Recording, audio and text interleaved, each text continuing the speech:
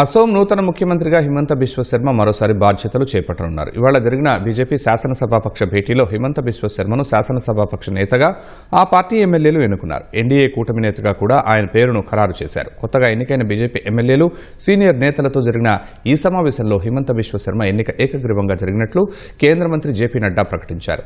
హిమంత బిశ్వ శర్మ పేరును ప్రతిపాదిస్తూ బీజేపీ ఎమ్మెల్యేల నుంచి మొత్తం 8 ప్రతిపాదనలు వచ్చాయని చెప్పారు. బీజేపీ మాత్రమే కాకుండా కూటమి పక్షాలు కూడా హిమంత బిశ్వ శర్మ పేరును ఆమోదించాయని తెలిపారు. ఎల్లుండి అసోం సీఎంగా హిమంత బిశ్వ శర్మ ప్రమాణ స్వీకారం చేయనున్నారు.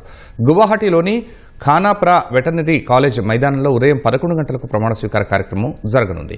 ఈ కార్యక్రమానికి ప్రధాని నరేంద్ర మోదీ, అమిత్ షా సహా పలువురు కేంద్ర మంత్రులు, బీజేపీ నేతలు హాజరు కానున్నారు.